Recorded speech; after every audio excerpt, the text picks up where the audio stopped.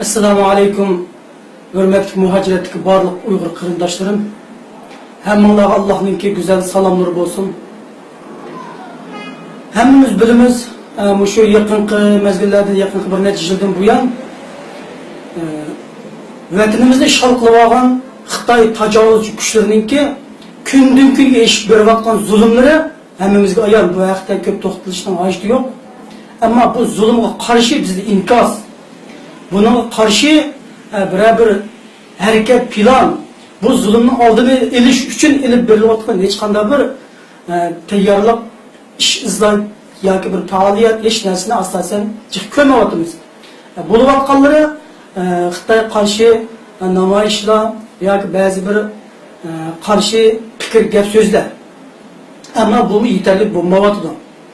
Yaqinqi mezgillardan buyon shu Qozog'istondagi shu Xitoy lagerlarida yetib chiqqan ba'zi guvohchilarningki guvohlik berishi bilan bu masala xalqaro axborotlarda o'rin oldi.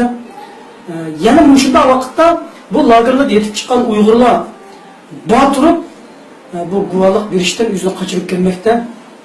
Bu guvohlik berish bu yolg'iz qandaydir oddiy masala bo'lmasdan bu mush dunyoda ham qiyomatda ham hammamizningki hisob beriladigan bir guvohlik bu.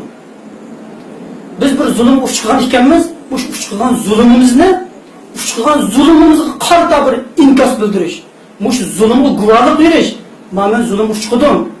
Anam, dadam, farzandlarim yoki urug' tuqqanlarim manda zulm tortyapti deb buni bir deyish bu zulm uchiruvchininki aqlli bir haqqi.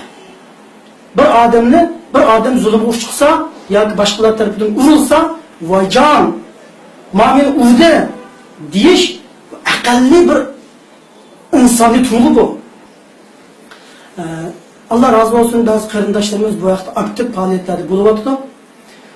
Shu jumladan bu qarindoshlarimizningki ish izini qo'llayman. Ham bularga ergishiman.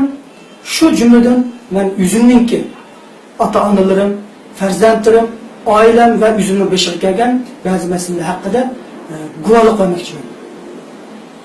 Men ismim Abdurahim, o'zim Qashqardan. Men 2014 chiqdim. Vatandan ayrıldım. Ben ayrılıp bir yıldan keyin ayolimni Xitoy tajovuzchilari tutib uni 7 yil kesim chiqdi deb anladım. Yaqinlarimdan anladım. Ondan keyin Allohdan 2-3 oy o'tib dadamni va 2 inimni bularni tutib ketdi. 2015 yil oxirida. Shu 2016 yil boshlari 2015 yil oxirlarida. Hozirgacha hech qanday izdirik yo'q. Ularni shu vaqtda yenidan qurilgan shu lagerga tutib ketdi deb anlagan. Undan keyin meningki 2 singlim bularning xabarini 2016 yil oxirida bularni lagerga tutib ketdi deb anladim. Ular lagerda. Ammo men hozirgacha 2016 yil oxiridan mana 2018 yil o'ttirisidan oshdi. Taxminan 2 yildan buyon hech qanday bir izdirgan xabarim yo'q. Anam, dadam, farzandlarim, 6 farzandim bor. Bularning hech birining izdirgi yo'q. Anamning, dadamning, farzandlarimning, hech bir urug' tuqqanlarimning hech qanday izdirgi yo'q. Ayolimning ismi Buxalcha, dadamning ismi Amin, anamning ismi Hurnisa, qarindishimning ismi Abdulhakim, Abduqodir. Bu qarindoshlarımning hech qanday izdirki yo'q, izdirkini olamadim 2 yildan buyon. Dadam bilan 2 inimninki 2016 yil 5, 2015 yil oxirisida shu tunji qatimli qurilgan shu lagerga tutib ketganning mobaynida bularning xabari yo'q. Farzandlarimning hozirgacha ovozini anglab boqmadim 4 yildan buyon. Ular hayotmi, hayot emasmi xabarim yo'q.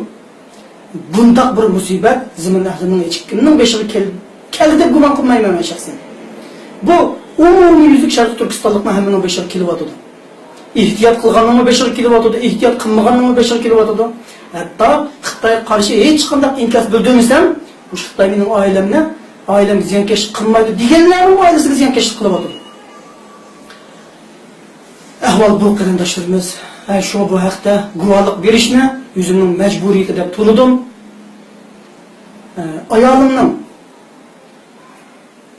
Ayolimninki 3 singlisini 3 singlisining ikkisini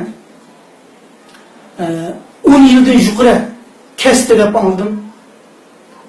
Yana 2 singlisi ayolimninki 5 singlisi bo'ldi. Bular jami 6 qiz. 2 singlisini 1 yildan buyon hozirgacha shu lagerda xabar yo'q-ku. Ammo qaynonam boshqa urf tuqqanlarimning haqida hech qanday xabar ololmadim hozirgacha. Bularningki qaysi holat ekanligini bilmayman. Urf tuqqanlarimning atrofimdagi mening sababimdan 2016-2017 yildan buyon ba'zi bir necha qo'shnilarimning bolalari, ya'ni yosh bolalarga mening sababimdan shu qo'shni bo'lgan ekan ba'zida munosabat qilamiz, paranglashib qolamiz yoki bir narsa so'rab kiradigan ishlar sababidan men bilan aloqa qilgan vatanda buning gaplarini anglagan deb 2016-yili bizning mahallamizdagi qo'shnim bo'lgan Yasin qori, Muhammad Imin, Ubul Qosim mush qarindoshlarimizga 5 yildan yuqori kesim e'lon qildi deb anladim. Bo'layotgan musibatlar bu. Chunki qarindoshlarimizninki o'z mas'uliyatini kichkina bo'lsa ado qilishini, uchrayotgan zulm, bu uchrayotgan xo'rlik, bu dafsandichilikga qarata o'zining bir shu zulm uchqayotganligiga bir dadil o'tirib chiqib, bir guvohlik berishini, shohid bo'lishini, men zulm uchqidim, men zulm qildim Xitoy deb o'zining bir zulmga uchqanligini bo'lsa bir og'zaki bir keng jamoatchilik oshkorlashini umid qilaman.